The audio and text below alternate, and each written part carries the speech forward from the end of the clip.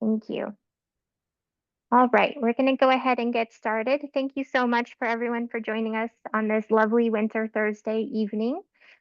We're very excited for our presentation tonight on the strategic water plan and how bad it is and all of the other good things that we can be doing instead. And I just want to thank our co-sponsors for sponsoring this workshop: Amigos Bravos, Interfaith Power and Light, the League of Women Voters, and New Mexico 350. And then we're just going to do a land acknowledgement, and then we'll get started with presentations.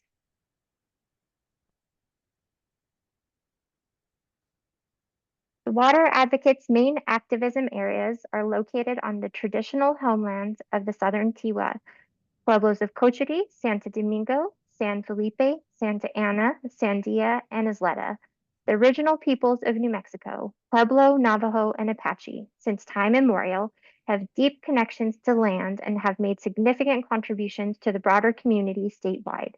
We honor the land itself and those who remain stewards of this land throughout the generations, and also acknowledge our committed relationship to Indigenous peoples. We gratefully recognize our history. All right, I'm going to turn it over to Norm now to introduce our speakers for the evening. Thank you for joining us this evening. I'm excited about the presentation this evening. I met Melissa Troutman about 5 years ago, associated with the Produced Water Research Consortium, and we worked together to publicize some information about produced water skills. She is very knowledgeable, and I think you'll be impressed by what she has to say tonight. Mariel Nanasi is a champion in New Mexico for all kinds of things that are so important to us, for environmental justice, environmental quality, and now she is leading the charge against the deception that the agencies and the governor are trying to foist on us about the produced water situation and the Strategic Water Supply Act. I'm only going to say one other thing. The act is not strategic, it's not about water, and it's not going to be a supply. Mariel. Hi, good evening. Thanks so much for friends that I'm seeing on the call. It's a pleasure to see you. And for those who don't know me, I'm Mariel Nanasi. It is my deep honor and pleasure to be here tonight with you. I have learned so much from Norm. He was gracious enough to be our expert in the produced water reuse hearing in the Water Quality Control Commission, before the Water Quality Control Commission. I got into this because, it just sort of was an outrage to me to think that you could reuse and treat to no specific standards, but what is literally in the rule is appropriate standards, whatever that means. And that literally is the standard that's in the current rule that's pending before the Water Quality Control Act, and then reuse it on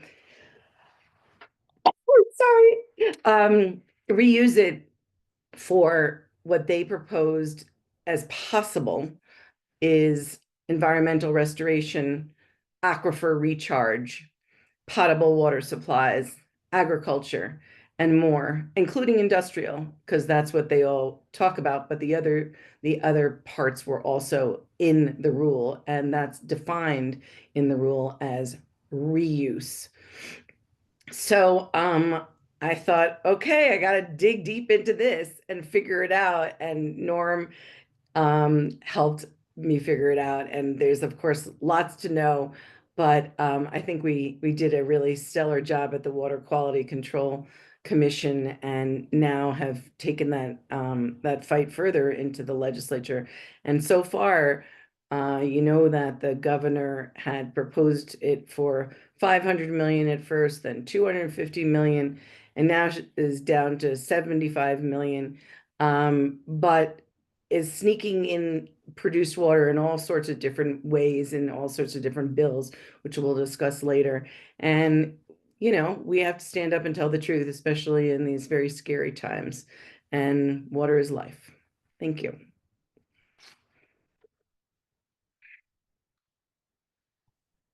And hello, everybody. Thanks to Water Advocates for inviting me to be here tonight.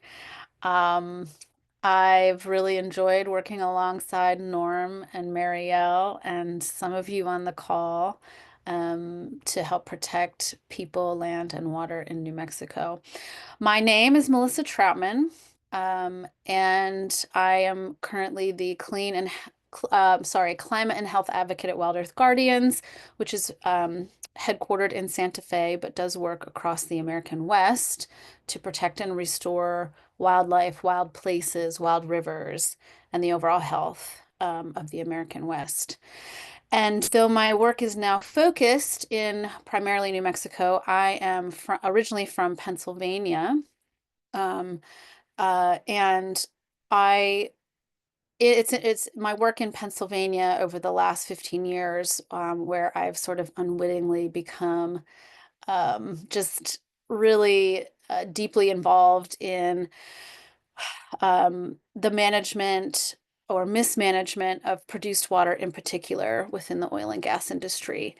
Um, so I'm going to share later in the program, I'm going to share some of the stories from Pennsylvania about produced water treatment gone wrong, because we have been doing that in Pennsylvania for a number of years. And even though companies said that they could do it well and they could treat produced water and clean it up for the uses that Mariel already covered, and also for discharge to rivers, that has turned out to be a disaster. So I'll pause that and we'll talk more about that later.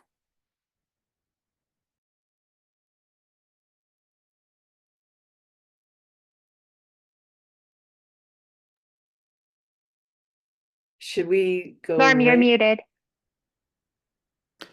Thank you, Melissa. We're going to hear from Mariel now. We're going to be switching back and forth for the next 50 minutes. So Mariel goes first. Okay, I'm going to share my screen, everybody, for a couple of slides.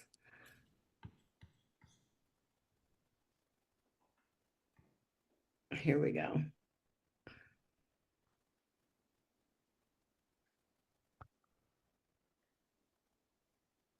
So as we were talking about before, water is life. And when we poison it, we don't get it back again. That's what we're talking about. That's the simple story. We don't have a choice but to stand up and to protect our water. And the oil and gas industry, in coordination with the governor and the governor's administration and a number of Democrats in the legislature, are unfortunately willing to sacrifice this in the name of water scarcity. Now, we know that we are facing a water scarcity problem. All you have to do is look at the mountains. You know that it hasn't been snowing like it used to 20 years ago. You know that we get the majority of our water comes from rain and snow.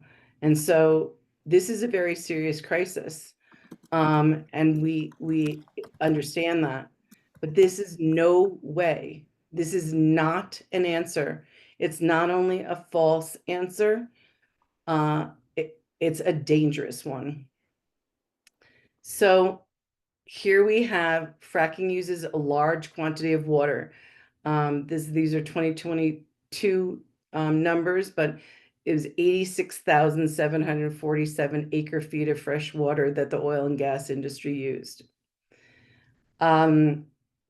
Fracking creates a large quantity of waste. Probably a lot of you on the call or on this webinar know that. But just so you understand the magnitude, the oceans of waste that are created, is for every barrel of for every barrel of oil, there's somewhere between 3 to 7 or 4 to 7 barrels of waste. This is this is oceans of waste. And the problem among the problems, of course, is toxicity, which you probably know about. Fracking chemicals, PFAS, and radioactivity, naturally occurring radioactive materials. So how is it currently disposed? The first one, actually, what you just saw is this is how it used to be, right? Where it was disposed, and I don't know if some of you were around, but it used to be just in pits without it being lined. Oil and gas, Governor Richardson said, hey, you got to line those pits because this is going to contaminate the ground and the groundwater and the surface water. And, oil and gas said, oh, you're going to kill us. We're going to go out of business. How could you do that? He's like, line it. So that was the first regulation basically against this industry. Now, what you should just know is this is evaporation. So all this toxic material is going up into the air that we breathe.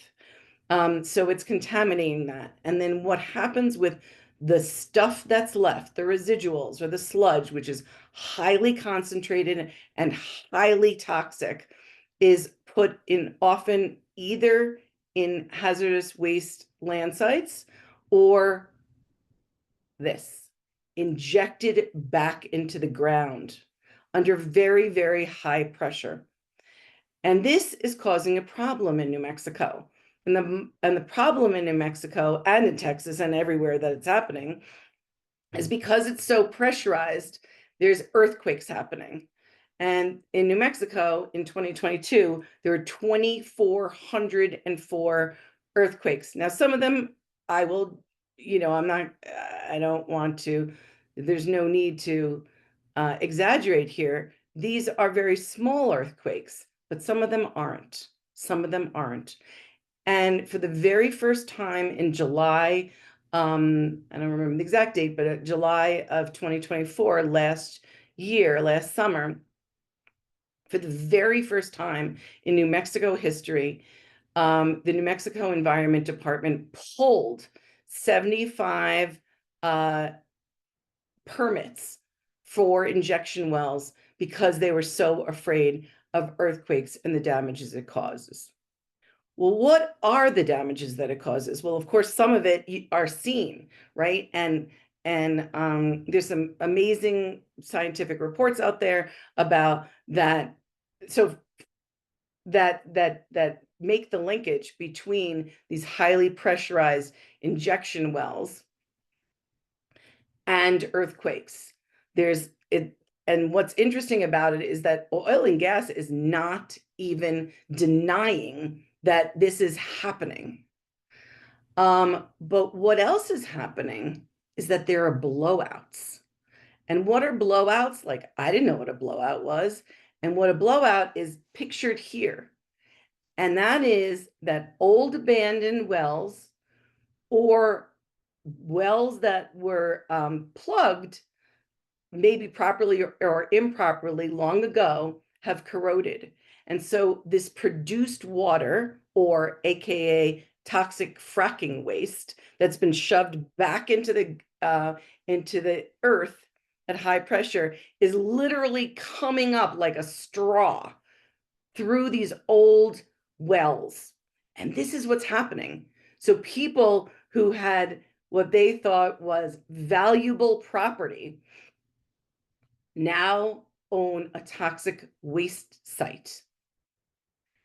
So here's what Todd Staples, when this happened, this was in this is about a blowout from 2023. But this says, Todd Staples says, president of the Texas Oil and Gas Association said, the industry and academia continue to explore alternatives to wastewater injection through, this is the important part, market-based water reuse and recycling, as well as innovative pilot projects. Before we talk about that further, I just want you to know, this I'm going to go through very quickly. Already, there are so many spills happening every single day from the fracking waste. And you can see, and this is just up to 2019, after the governor became the governor, this was from Legislative Finance Council. After she became the governor, these little graphs are no longer made, which is quite interesting. But you know, the trajectory of spills is going up, up, up, and up. And in 2022, there was 68,306 barrels of fracking waste released into the earth. Oh, okay. That is all for right now, except for I wanted to just say one other thing. And that is, I wanted to read you something. And I'll leave you with this to pass it on to Melissa, if I can quickly find it.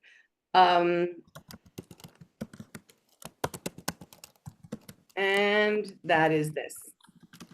I'm sorry to read this to you because I don't usually read, but I want to read this to you because I want to get it exact.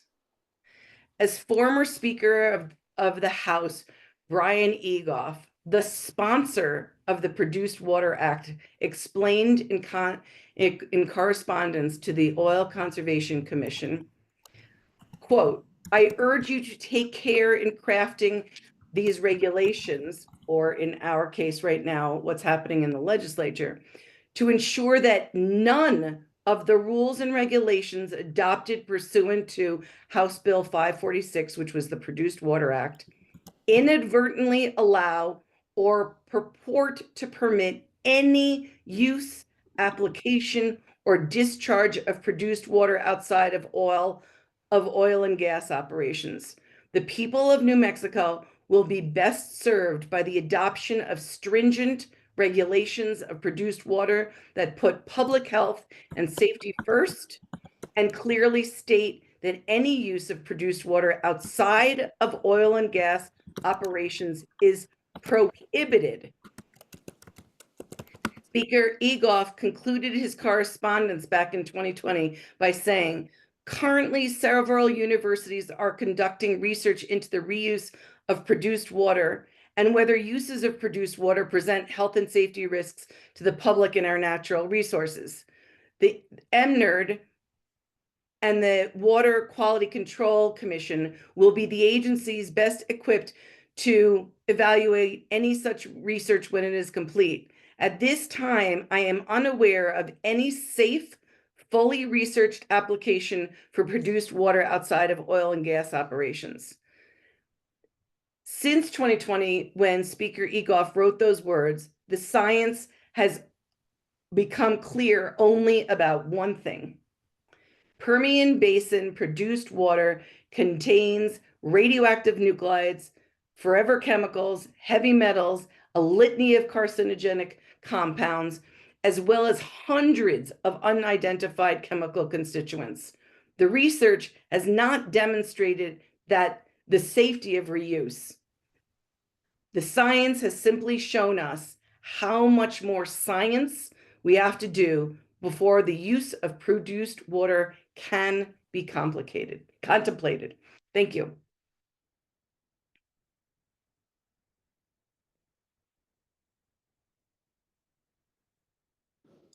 Thank you, Mariel.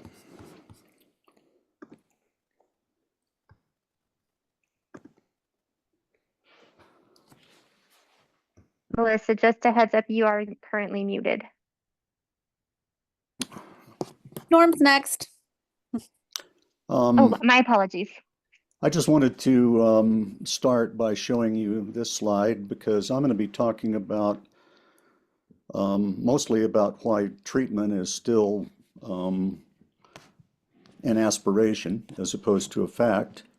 And they're pumping all of this produced water underground, and this is the result. I mean, this was in 2022, and there's many more. So I'm going to give you, my job tonight is to give you some facts about produced water from my perspective as a water engineer. And let me get started. Come on. I believe that the governor and the New Mexico Environment Department are trying to short circuit the regulatory system. The Produced Water Act that Mariel was just speaking to you about requires permits very explicitly in the Produced Water Act, which is part of the Oil Conservation Division requirements.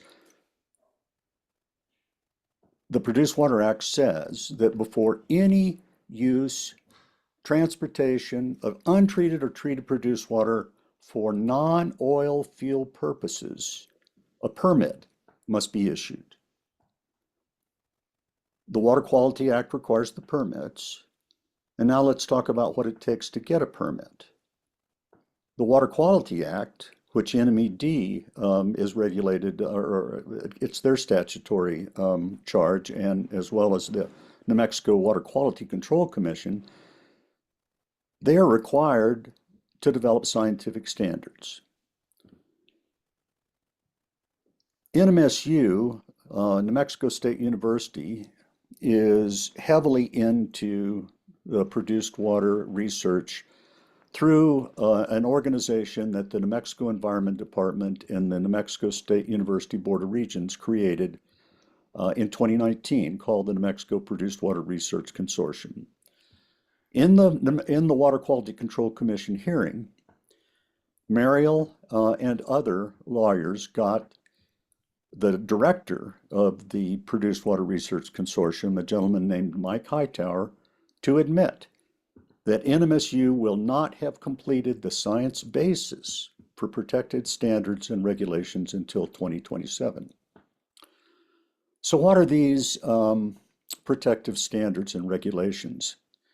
Well, the standards have to be based on health effects. They have to regulate effluent quality after the treatment plant, and they have to say what can be discharged. And until that science is done, regulations can't be written. So the standards are the basis of regulations that do a couple of things. They set forth all of the permit requirements, which include public notice, and separate requirements for all oil field, off oil field handling, transportation, storage, spills, uses, cleaning up spills, reporting, all of those things. So what is happening is the governor and the Environment Department Secretary James Kinney are trying, the regulation that NMED submitted actually would have allowed produced water reuse in industrial projects and in demonstration projects without a permit. That's just flatly illegal. And in the hearing, it came out that the science is not there. And if you think about how long these things are going to take, it won't be there for a while. So this is clearly a case of our government putting the cart before the horse. Now, some facts. I attended the New Mexico Produced Water Research Consortium's annual public meeting. It was held over 2 days at the All Indian Public Cultural Center here in Albuquerque. And I learned quite a few things, but I just distilled those points into what's on this slide. So the New Mexico State University staff and faculty made numerous presentations. The director of the consortium said that the desalination of Permian Basin produced water, which is 10 to 20% salt by weight, 6 times as salty as seawater, would require a separate electrical grid because of the intense power requirements. Isolated from other grids, it would be just for these treatment plants. He said he envisioned 50 produced water treatment plants in Eddy and Lee County. He said that new gas turbines would be required to supply the power. And we all know what the carbon emissions are from electrical generation with gas turbines. He said that thermal treatment, and so they talk about thermal treatment as opposed to membrane treatment. Thermal treatment just means distillation because the water's too salty to clean up with membranes. They said that thermal treatment is not the magic bullet that they thought it might be after all. And then in addition to thermal treatment, after the thermal treatment or integrated into it, they're going to have to use membranes. They're going to have to get rid of high amounts of ammonium that don't come out and that also distill with the water. And there are other compounds that distill with the water. They're called volatile organic compounds and semi-volatile organic compounds. And a lot of them are highly carcinogenic and extremely toxic. A faculty member said that he is preparing a cost model of what it would take of all the facilities and the operating costs of treating produced water. And he said publicly that he thought the cost would be $5 a barrel. Well, to put that in terms of water volumes that water people think about, that's $38,000 an acre foot. Now, the oil and gas vendors also had some very interesting things to say. Thermal treatment's no magic bullet, so the treatment, if it can be done, will require many, many processes, one after the other. Each will produce waste, and all of them have to work properly because each of them has a job to do.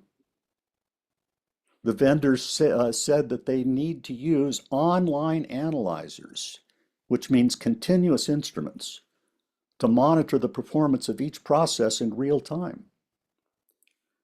The huge United States construction company Bechtel said that they are designing pilot treatment plants for sale, and they anticipate to have them ready for sale in 2025, they said. They said they monitor for 500 some contaminants. Another person at the conference said they are monitoring for 600. There's just lots and lots of stuff in this waste. Back to the faculty side on NMSU staff, I forgot to say that there was a great presentation on targeted analysis and non-targeted analysis. And the latter, non-targeted analysis, means they're seeing stuff and they don't know what it is, and they're trying to figure that out. But they have a long way to go. Another interesting fact that doesn't pertain so much here, but the oil and gas companies that are injecting produced water, untreated produced water right now, are putting so much solid material, solid particles, down those saltwater disposal wells that they have to use huge pressures to keep stuffing those solids into the ground, dump trucks of solids. And so that accounts for a lot of the high pressure that we're talking about. I think the major deception is what's been going on for years now with companies like Chevron saying that produced water could be the savior of New Mexico. It's the water supply of the future. Well, here are the facts.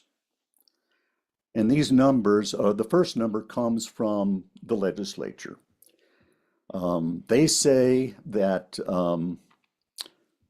there's 1.36 billion barrels of produced water that comes out annually that is not reused and needs to be disposed. Now, well, I'm not going to go down a tangent there. That equals 175,000 acre feet.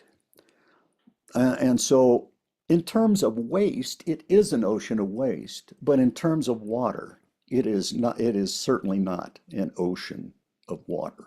It's an ocean of contamination. The treatment for this nasty stuff can only recover 50%. And there's numerous technical reasons for that. So half of 175,000 acre feet is 87,600 acre feet of treated water. That will not save New Mexico. In fact, that will not meet the irrigation demand that exists right now in Eddy and Lee counties in southeast New Mexico. But the kicker is, it'll also produce an equal amount of highly concentrated waste, twice as concentrated as the water that they say that they can treat. Now, one of these is a pig in a poke. You know, they're not telling us what they're selling us, but they're trying to sell it to us anyway. And the other is poison. Which one's the pig in the poke? It's the 87,600 acre feet of potential new water. And what's the poison? We know the answer. It's economically infeasible. The New Mexico Environment Department retained a consultant named the Eastern Research Group. The research I've done indicates that Secretary James Kenney used to work with them when he was an employee of the Environmental Protection Agency in Dallas. And the governor's infrastructure advisor, who is the point person for the governor on produced water in the acts, worked for them after she quit the Environment Department and before she went to work for the governor. Their report is not on the merits.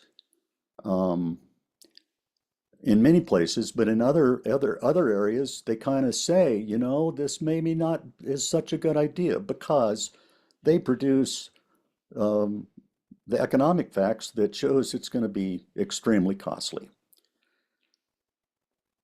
But the opportunity costs of this scam far exceed the direct costs of giving $75 million out as the governor would like to do, or as she proposed in the Produced Water Act. The opportunity costs include the neglect of the legislature, the utter neglect by the governor and the legislature of implementing the 2022 Water Policy and Infrastructure Task Force recommendations, which are consensus recommendations prepared by experts and citizens from across the state. They are solid. Specifically, there's no funding for the 2019 Water Data Act, no funding of the magnitude that it's going to take to make that a success. There's a pittance of funding for the Water Security Planning Act, no money for regions. There's no money to enforce water rights in the middle Rio Grande when we have a pending Rio Grande Compact violation. And in closing, I'd just like you to think about this situation. The oil and gas industry has tons of money. My next bullet is misstated. They would do this if they could, and they would be bragging about it. They'd be up there at the legislature drinking their treated produced water. So this is all aspirational. I hope those facts help orient you to the rest of the things you'll hear tonight. Thank you. But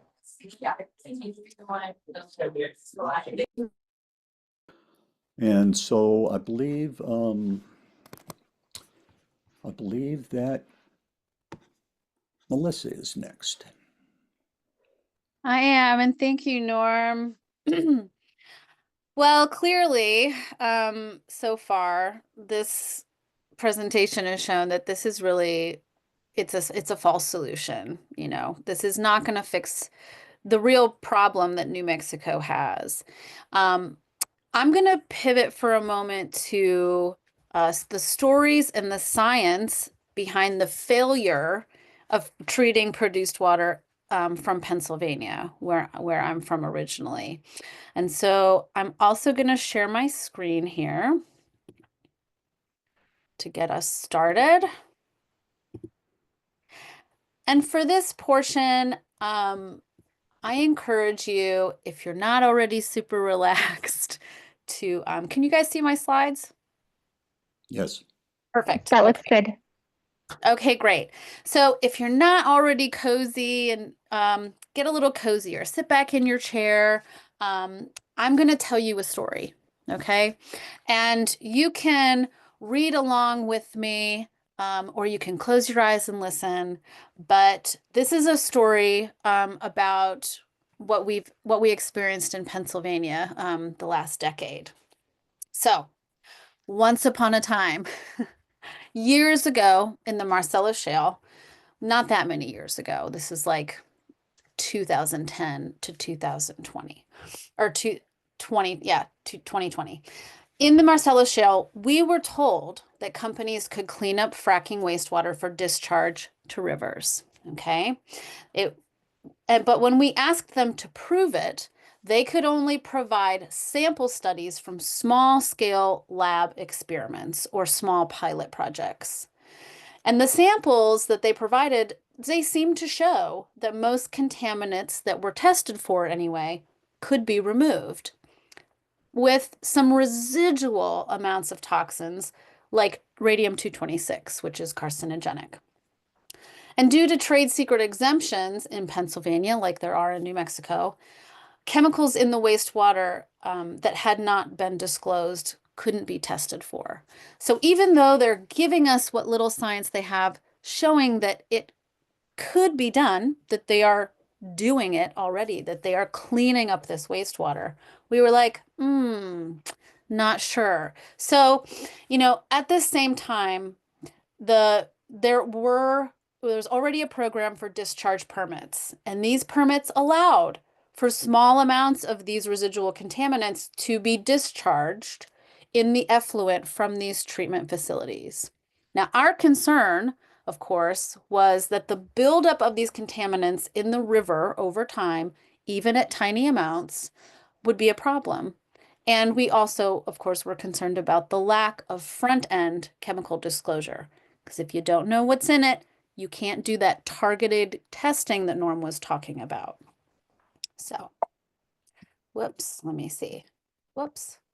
So, the companies come, they say they can do this. And then a few years later, in the rural hills of the Pennsylvania wilds, the ancestral home of the Haudenosaunee and the Susquehannock, we organized with our indigenous allies downstream, and we chased away a company that wanted to treat fracking wastewater or produced water and then discharge that treated effluent into our beloved river, the Allegheny River or Ohio in Seneca. Now, we stopped this project. I've been doing this work for a long time, and there's been very few huge wins where we've actually stopped facilities, but we were actually able to stop this produced water treatment facility project because we focused on the lack of science showing that the full scale industrial use of the technology, that it actually worked in the real world, just wasn't there. So we asked for this science about the real world application, full scale application of this technology. We asked for that science on repeat, broken records, and they couldn't provide it. Okay, which put our local decision makers or our state decision makers kind of in a pickle because it forced them to choose between the profit incentivized company that had no proof of the proof we were asking for, or to choose us, their constituents, and also the protection of the Allegheny or Ohio, until, of course, proof came, which is how we framed it. But that proof never showed up.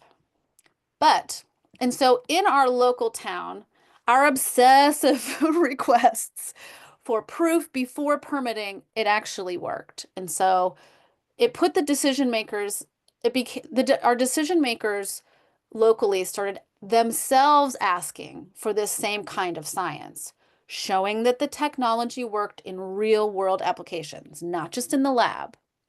Okay. And when that science didn't materialize, our leaders pulled their support, which they had previously given just based on the company's promises.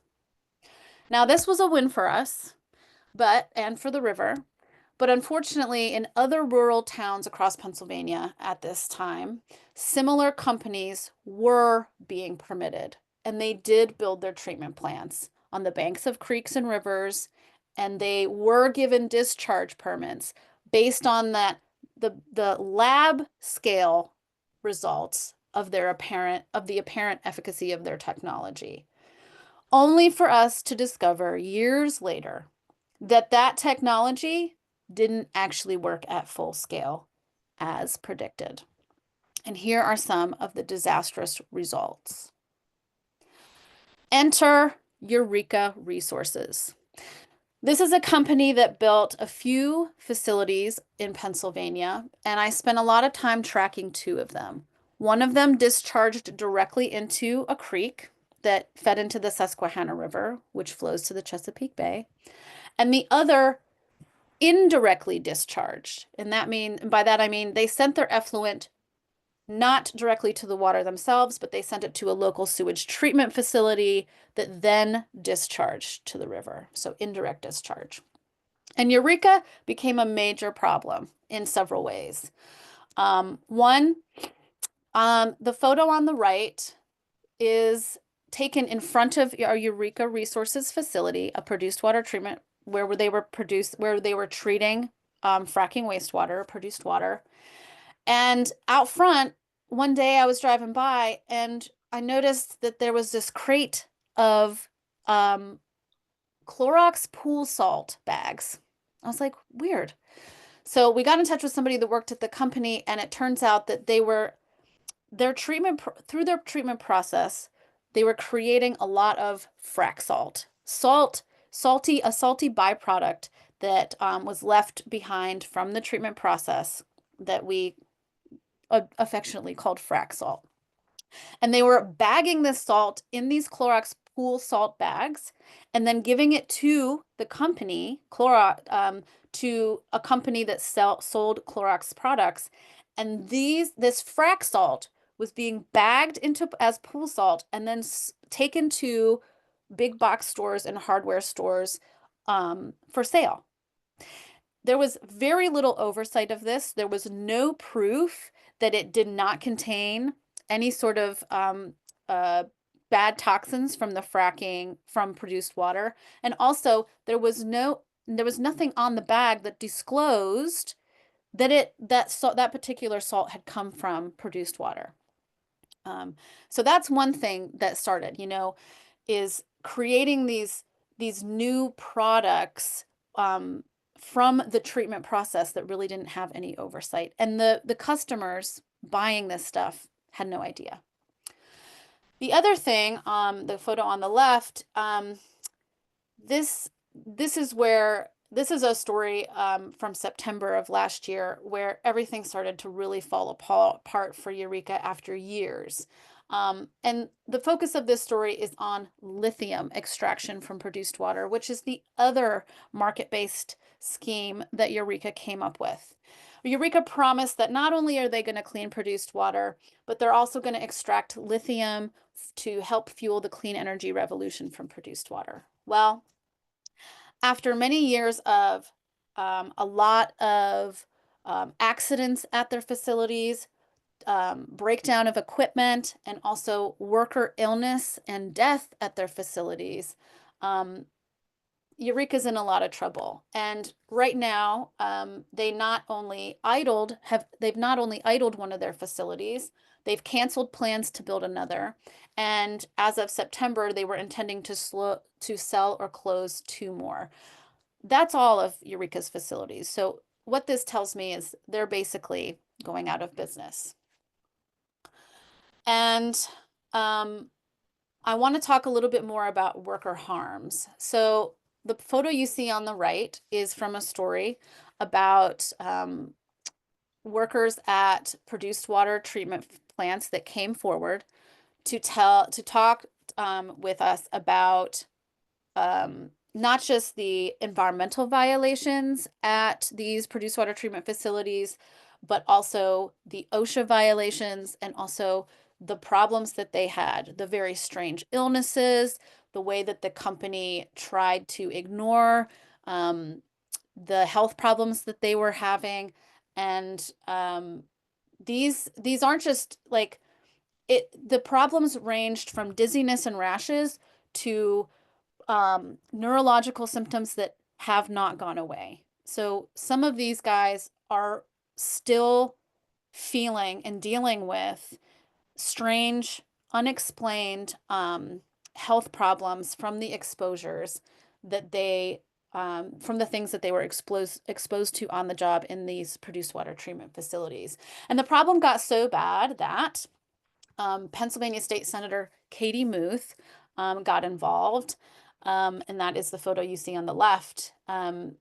Senator Muth has been instrumental in bringing this stuff to light into the Pennsylvania legislature and holding legislative hearings to try to get some sort of remedy, not just for the workers, but for this whole process where we are allowing produced water to be so quote unquote treated and then discharged into the environment. Now, Eureka isn't the only bad guy here, okay? There are many, many stories and a lot of science about the failure of quote unquote treating produced water in Pennsylvania. This is a list. There's a story from as far back as 2008 where the Monongahela River improperly treated produced water led to high levels of TDS in the Monongahela River, which put folks on a bottled water advisory in Pittsburgh. In 2013, pollutants, including radioactive carcinogens, were found downstream from an oil and gas wastewater facility discharge into the Allegheny River. And though the level of radioactive material downstream of the discharge was more than 100 times higher than directly upstream. And according to local residents, that stretch of the river that's now has radioactive sediment was never cleaned up. That river is a source of drinking water for several towns and cities, including the city of Pittsburgh. In 2018, researchers at Duke University found that even though conventional oil and gas wastewater was treated to reduce its radium content, so radioactivity, it still had it still created high levels of radioactive buildup in the stream sediments near these produced water treatment plants in Pennsylvania. So these are permitted facilities. They have discharge permits. They're technically meeting the parameters of their permits, and still the buildup of radioactive material in the streams is still happening, according to these studies.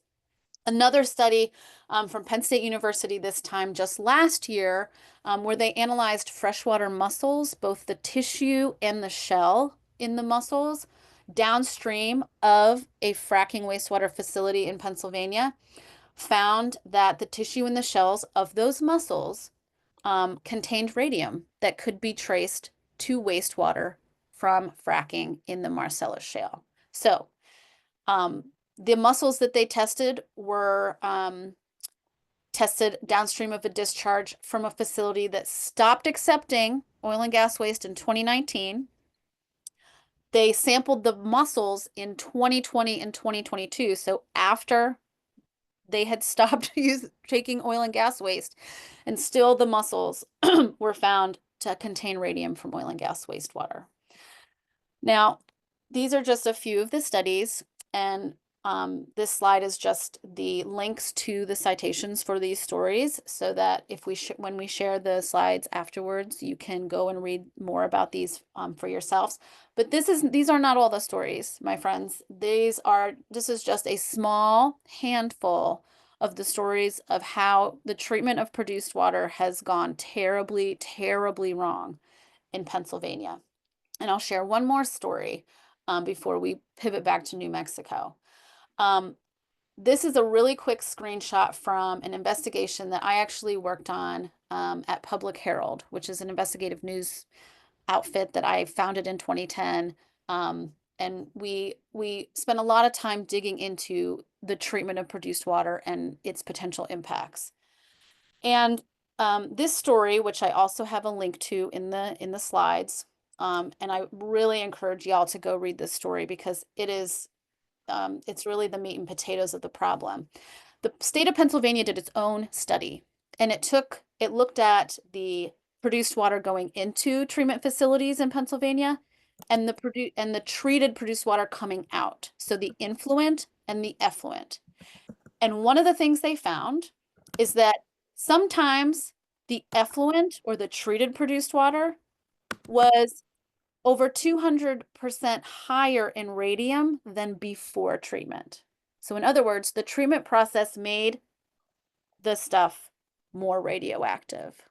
Now, there's a lot of reasons that we can go in. I'm not going to go into the science of how that happens, but it basically just builds up in the equipment. And if you're not constantly swapping out the filters, the valves, and all the things on a constant basis, radium collects in the equipment, and then because it's water soluble, as you're moving this liquid through, it's going to be picked up and carried out.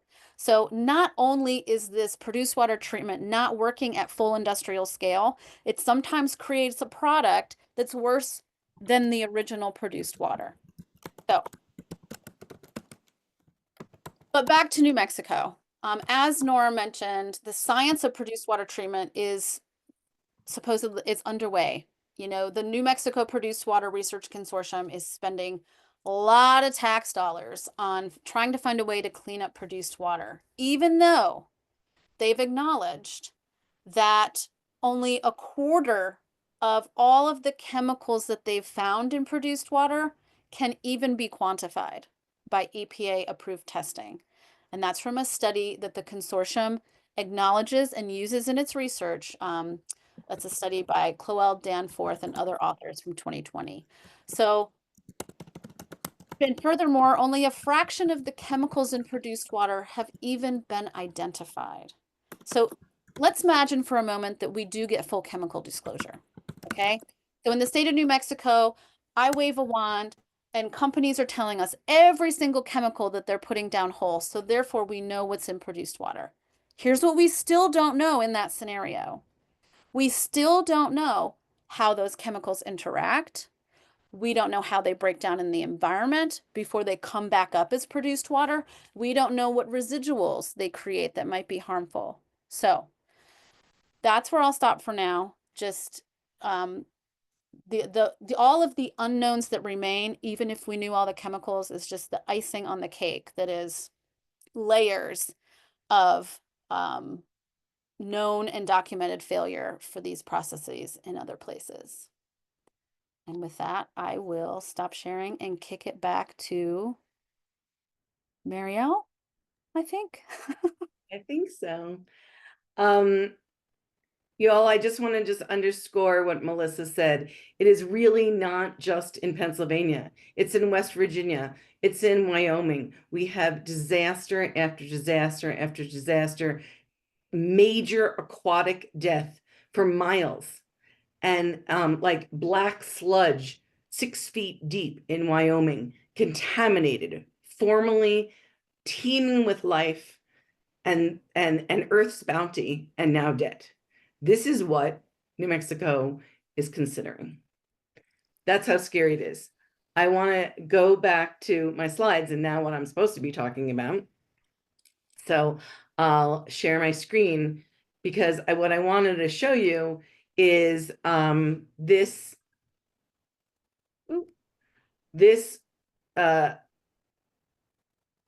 current blowout. This just happened 3 months ago. And you know, Norm showed a blowout before. I showed the blowout with it just bubbling. This was 100-foot geyser that lasted for 19 days, resulting from injecting 23 million barrels a day, 23 million barrels a day of produced water under high pressure into the earth. This happened 36 miles from New Mexico in October, 3 months ago. And I just found out that on January 28th, 2025, so less than 1 month ago, EOG Resources had what they termed as a major blowout. And in New Mexico, in Hobbs, it was, and so many barrels of oil and so many barrels of produced water. They seem to have gathered some, but back. But let me tell you how many barrels were quote unquote lost. Nice word, right? 90 barrels, which is 42 gallons per barrel, is 3,780 gallons of produced water was lost. And 610 barrels, or 25,620 gallons of oil was lost. And did anybody hear about that? I didn't. I found it by looking on the OCD website. Was there a violation? Was there an investigation?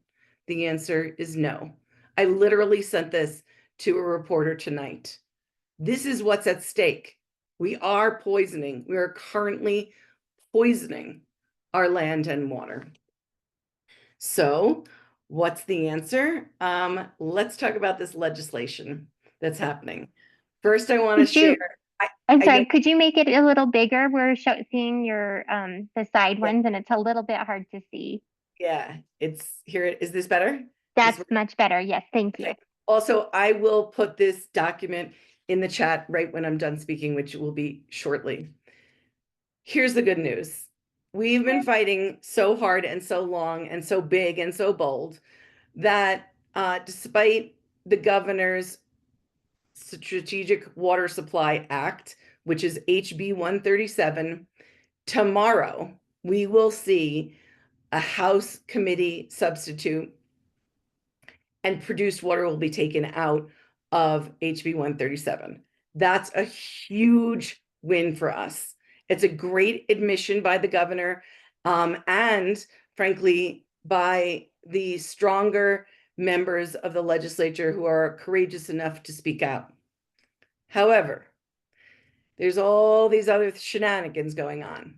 And one of them is being brought by, so that's great. And we should all celebrate. So I just want to say yay on us for that. But here's the bad news. HB 311 is called the Reclaimed Water Act by none other than Nathan Small. It was amended 3 times. It was just passed today in the Agriculture and Acequia Committee. Really disappointing. The only courageous legislator to say no was Angelica Rubio. It's going next to House Judiciary. So that's some place that we have to fight really hard. So to the extent that you all are able, we'd love for you to give public comment. We'd love for you to write an op-ed. We'd love for you to write a letter to the editor. Go see your members on the committee of all of these committees. We must reject it.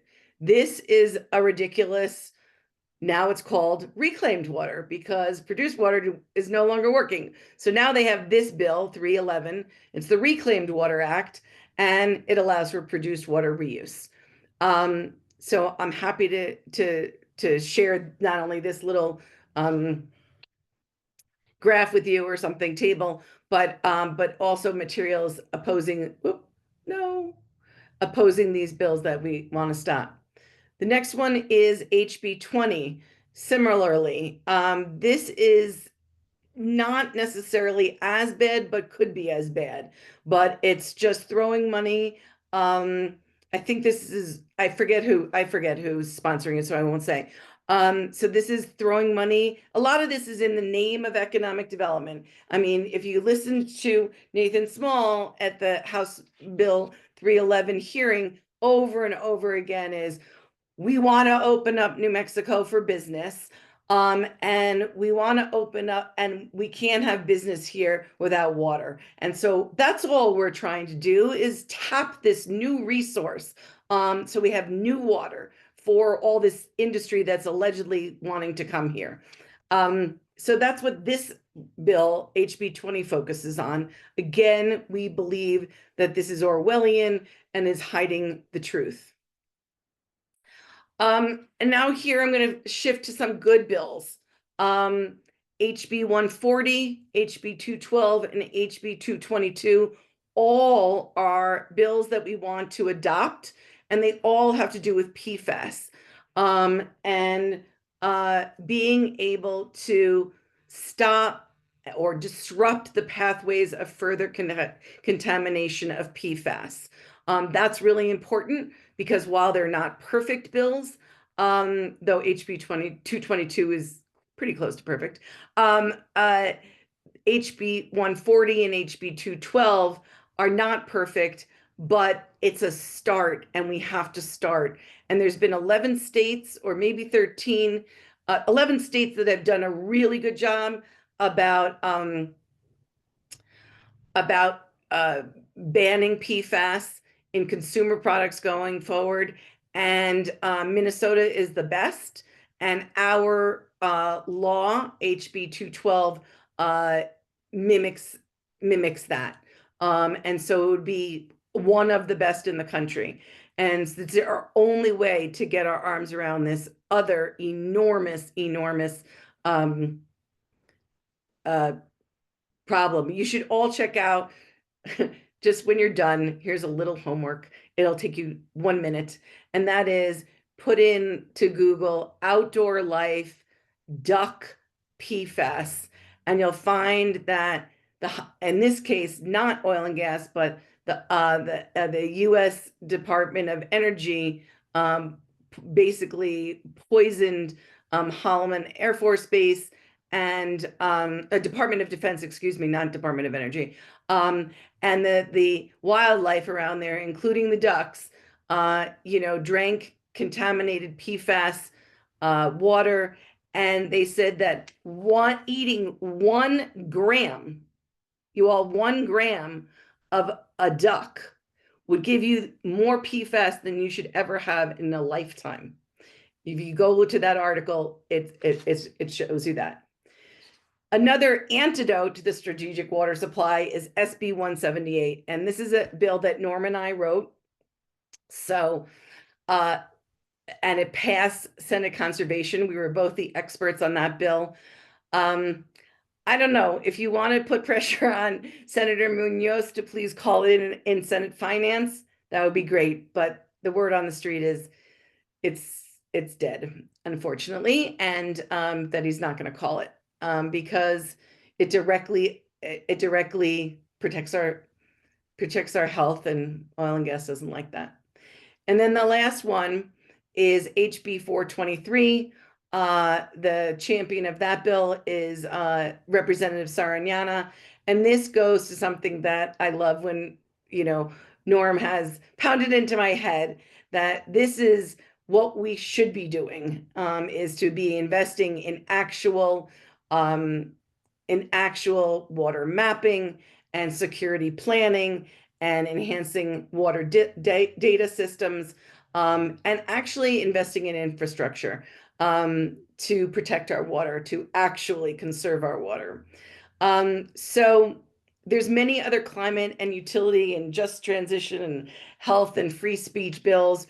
One is up on Saturday, I just have to mention because my husband and I helped write it. It's HB 169, and it's the Public Expression Protection Act. And basically it protects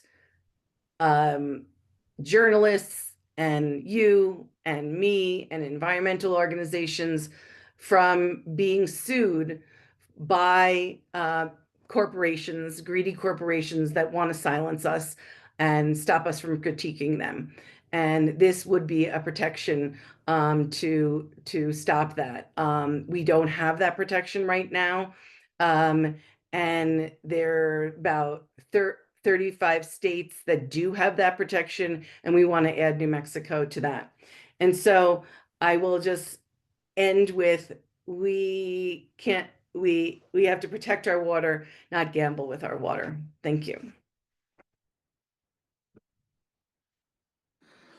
Thank you, Mariel. I think we'll stand for questions now. Brittany, there were a few questions in the chat. If you would go through those, and then we can open the floor. Yes, give me 1 second. I just wanted to spotlight the three of you so that we can all make sure that you're on our screens when we're getting the answers to those questions. Um, 1 moment to let me get my compiled list up. All right, our first question was, where does the 1.36 billion barrels of produced water go now? Is it in lined ponds or injected underground or treated on site? Well, I'd like to take a stab at answering that. About 1 billion barrels a year is injected, and that's from Oil Conservation Division data that's online. It's been remarkably steady for about 4 or 5 years. It's gone up a little bit, but not that much, as produced water generation has gone up a lot. So um, the legislature, in their analysis of House Bill 137, said that there was 1.7 billion barrels of produced water that was being generated, but wasn't being reused. In other words, this would be the water that would be taxed to get the income, it would be a tax on produced water, 5 cents a barrel. Well, what I think we know is that a lot of the remainder, okay, so the difference is 1 billion injected, 1.7 billion produced that is not disposed of or reused. I mean, 1.7 that is not reused. So that leaves 700,000 barrels. The analysis says that 360,000 barrels of that goes to, no, 360 million barrels of that goes to Texas. And my question is, how do they get that number? Because I don't think they measure the wastewater that goes to Texas or report it. And is that just a residual, the 700,000 that is left over? Does that mean that they know how much they produce because it's reported by the industry? They know how much is injected because it's reported by the industry. They don't know how much goes to Texas, I don't think. And I think that there is a big error bar that I suspect they don't know where the water goes. Um, that was a long answer. Sorry. No, that was a great answer. I think it's really important to highlight that this is an inexact measurement and that there is, a lot of unknowns of what's happening to this water. So the next question is, why the rush now to deal with produced water? Are the conventional methods of dealing with it not working anymore, or are they at capacity? There seems to be an urgency to pass legislation to find other methods to the process, but why the urgency? Can I take a stab? Please. So I'll start, and then of course anybody else can jump in. So, oil and gas was the governor's largest campaign contributor for her campaigns and for her inaugural balls and et cetera. And essentially what I think happened is that they said, knock, knock, knock on your door, Governor. Remember that investment we made in you? Well, we have a problem. We have these oceans of waste. It's causing earthquakes. We're out of cheap disposal options. And this might mean, and literally there's a quote, if you look in the Carlsbad Current Argus, there's a quote by an industry person who says that if we don't find another solution to this produced water, we are going to have to slow production. Well, slowing production, what does that mean? Of course, in the legislators' eyes, what that means is less of the cash that's coming into the budget. And so they're like, we've got to find another way to dispose of this. And that's what's happened. That's what the pressure is all about. And so they said, we've got a way. We want you to And, New Mexico is leading the way with the New Mexico Produced Water Research Consortium. And we didn't get into talking about all the stuff that came out at the Water Quality Control Commission hearing about the Produced Water Consortium, which, by the way, the legislature has thrown millions of dollars at, and the oil and gas industry has thrown millions of dollars at. But guess what? What came out at the hearing was that they have produced in 5 years zero. The answer is zero data that is reliable. There was some information that was put forward, but when probed by a commissioner on the WQCC, well, what happened with that information? NMAD said, well, we had some problems with the integrity of that science. And the fact is that there was chain of custody problems, lack of scientific methodology, and we just couldn't rely on that. So they have no data, and that's because they don't want to show the data. And the data would show that they can't treat this economically, as well you've been saying all night. And so they're like, what are we going to do? We're going to try to reuse it. And New Mexico has been a guinea pig before. Think of, nuclear bombs blowing up here and all sorts of other stuff. It's like, we don't want to be a guinea pig anymore. And all we have to do is look at the stories that, Melissa alluded to, and then I just named quickly. But there's plenty of evidence that this cannot be done safely. Thank you. That's very interesting and disappointing to hear. It somewhat leads into the next question, which is, we've heard what's wrong with all the various ways of dealing with oil and gas wastewater. Since we still need oil products, probably for at least a decade or more, what is the least unacceptable way for the industry to get rid of this darn stuff? I'd like to take a stab at that one. Um, the way I look at it is that the produced water that comes, they want the oil and gas, they don't want the produced water. So the produced water is a nuisance. It's a cost of doing business. They are not willing to pay those costs. Through improper disposal, they make the environment and us absorb the damage from them not paying the costs. And what they need to be, what we need to do is hold them accountable so that they internalize their costs. So it's figured into their equation. Maybe the Permian Basin isn't the cheapest oil around after all. I would also Okay, you go and then I'll go. I would also add, yes, we're going to continue using oil products for decades to come. However, a lot of the oil, particularly in the Permian Basin, which is the world's highest producing oil field right now, that a lot of that oil is being exported. And a lot of the oil produced in the United States in general is being exported. Okay. So if we scaled down to only the oil we actually need, it would be a fraction of the of the production that we are currently doing. So I just want to dispel this idea that like we need to keep fracking for all this oil to meet our basic needs. That's not true. We're fracking and exporting is what we're doing. And as far as the least unacceptable way, like I hear what you're saying, every oil and gas well that's already drilled is going to keep producing this waste for the lifetime of that well. Regardless, I mean, even if we stopped fracking tomorrow. So what do we do with that stuff? What is the least unacceptable way? I think it depends on a number of factors. It depends where you are, the geology, the local environment. But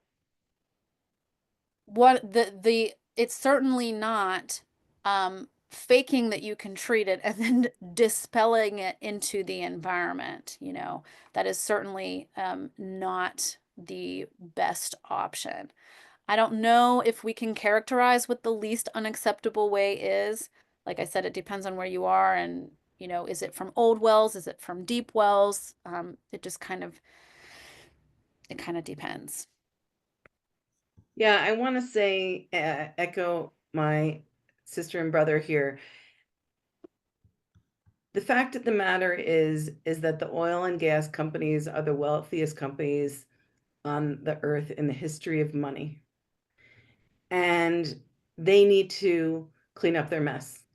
And this is only one part of the whole problem.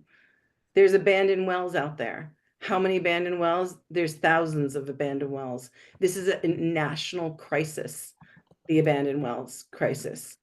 So there's fraudulent transfers so that the big guns transfer to some kind of mid-level company that transfers to known bankrupt agencies and entities. And so what happens then? There's all this methane spewing and corrosion and et cetera, et cetera. And when we were in a hearing on 311 actually, and one of the Republicans said, this PFAS is really problematic because now, people in Clovis, for instance, they're losing their property. Their property has gone to be worthless because no one wants to move to Clovis and have PFAS contaminated property, right? Well, that's what oil and gas is doing. It is taking away the lives and livelihood.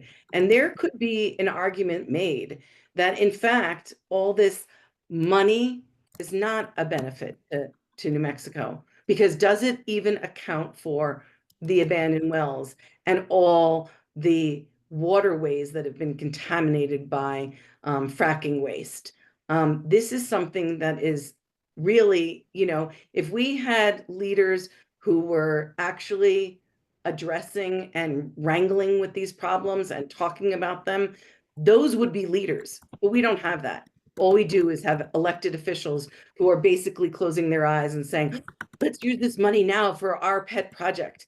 And the problem is that we're not making the industry who's raking in the biggest profits ever in its history address, like Norm said, hold them accountable for all their mess. And they are externalizing the risk and costs, both in terms of health, but in terms of property values too, onto New Mexicans. And they're mostly New Mexicans, not oilmen.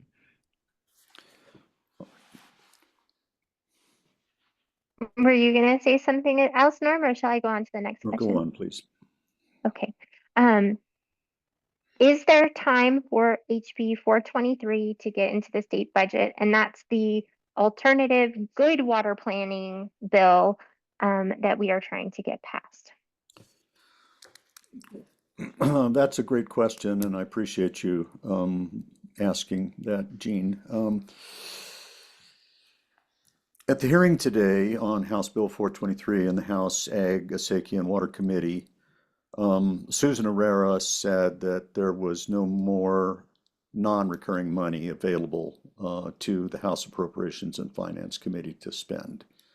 And she said there was $17 million of recurring money that had not yet been allocated. What she said she would try to do, and she's on the House Appropriations and Finance Committee along with two of the House Bill 423 sponsors, that they're going to try to get $2 million a year recurring for water planning. I think that our main strategy is to try to get the non-recurring money that the Senate has to allocate. And I think that maybe we have a chance in doing that.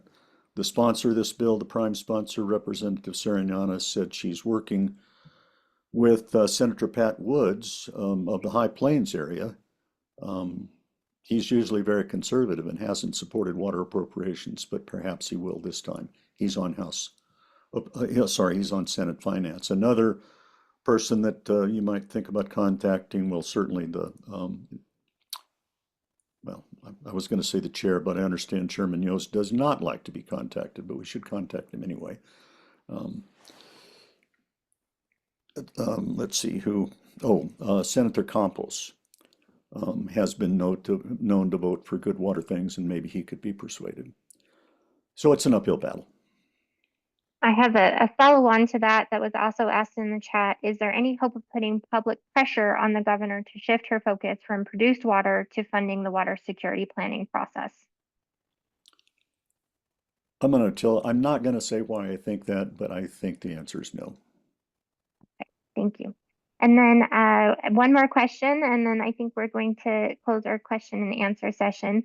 Someone has been reading in the media about shipping various toxic industrial waste to Mexico. Is there a concern that there might be attempts to send oil and gas waste across the border as well?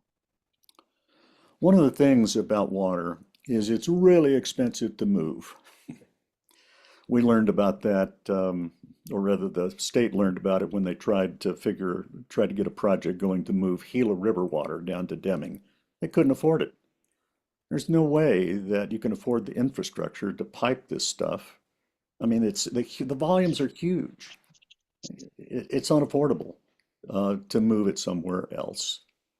And that's another false feature of the marketing that Chevron's been doing. You know, they say this treated produced water could go anywhere in the state. Not really. It's super expensive to move water. Thank you. All right. Unless there's any last burning desires from anyone, I'm going to go ahead and wrap up. I really want to give a big thank you to our speakers this evening. Thank you so much, Mariel and Melissa, for joining us tonight. Your presentations were very informative, terrifying in a lot of ways, but very informative. And we really appreciate you being here. We have just a few closing things to share. As always, we have a do your part. It is really important that we call our legislators, the Senate Finance Committee specifically, and ask your state senator to support the 3 special appropriations for good water planning that are in HB 423. We cannot let produced water take up all of their time and energy. We must get them to focus on the things that are actually going to work and make a difference in New Mexico, and not on this terrible toxic water that is going to harm us all. You can also visit our new website and explore all that we have to offer. Our website is about a month old now. We have lots of new articles. We post articles frequently. So there's always changing articles there, and you can always find our latest workshops and our upcoming workshops on our website at the upcoming events page. Additionally, you can also find all of our past workshops, all of the recordings and presentations, the PowerPoint presentations and the past workshops. So if you missed any of our past workshops and you'd like to see it, or if you'd like to review this one, we'll have this one posted early next week. So please take the time to go back and see what you have to offer, especially those pages that Mariel shared earlier with the legislative bills and what we want to support and what we want to reject. Call your legislators. It makes a huge difference. We have learned recently that email is not the best way to contact your legislators. They are getting millions of emails, and it's really hard for them to sort through that during the legislative session. So if you can call them, or if you can make a trip up to Santa Fe and go visit them in person, that is what's going to make the really big difference. So please do that if you can. One last request that we have for you all is we have some very dry mountains these years, and we will be posting some information about the lack of snowpack and the consequences of our decreased water supply. If you have any photographs of mountains with little snowpack, or if you have some from the 90s, and then you have a similar photo angle of the same mountain today, we would love to see those, and we will highlight those on our website and in our presentations, with credit to whomever the photographer is. So please send those oh, and I have a typo, my apologies. There's no R in that email. It's info@nmwateradvocates.org. I'm going to post that in the chat since I have that little typo there. Please forgive me. Just give me 1 second and I'll get that in for you. And then we will move on to our next workshops. and so you can know about what's coming up. I want to just thank you all for coming, for your engagement. Thank you, Norm. Thank you, Melissa. In this time of a very scary time for all of us, I just really appreciate that we have the opportunity to get together, even via Zoom. So thank you for creating a bigger family. Thank you so much. So next month on March 20th, it just happens to be the same date as February 20th, but it is the third Thursday. They just coincidentally align on the same date. March 20th, we will have our next presentation on rural water perspectives. And you can register at our website. Again, check out our new website at the upcoming events. There's a nice registration button. You can see more about the speakers there. And then in the coming months, we have a couple of additional workshops lined up. We'll have a workshop every third Thursday except in December. We like to give people December off because it's a busy time of year. But we will have workshops every single month throughout the year. The next two that will be coming after March are a legislative recap, and we are hoping to get some of our water champion legislators in to talk to us about what happened during the legislative session and what we can do better in the next session. And then in May, we will hear from Nat Chakras, who is the OSC General Counsel, about OSC enforcement. There is a OSC enforcement bill in the legislature right now. And so he will give us an update on if that has passed and what that means going forward for enforcement of mismanagement of water in New Mexico. And he's also going to be concentrating on what he calls carrots and sticks for the Middle Rio Grande due to our compact violation problem. There was he and Tanya Trujillo presented an excellent workshop in 2024, and this is a follow-up, I think, about the state engineer's plans to comply with the compact. Thank you for joining us. Yes, thank you so much for that update, Norm. Again, thank you to our co-sponsors for supporting this workshop, Amigos Bravos, New Mexico, 350 New Mexico, Interfaith Power and Light, and the League of Women Voters. As always, we really appreciate you coming tonight and spending your evening with us. If you like what we do and you would like to support us, we are an all-volunteer organization, and we will take any help that you are willing to give, whether it be volunteer time or if you're able to donate a little bit of money. That always goes a long way. I'm going to put the donation link in the chat in case you have a few extra dollars laying around that you'd be willing to provide to us to help continue these educational workshops, as well as our newsletter and updated website getting information out to you and to the public. Thank you so much for your time this evening. We hope you have a wonderful rest of February and March, and please, please do your best to contact your legislators. It really does make a big difference. Have a lovely rest of your evening.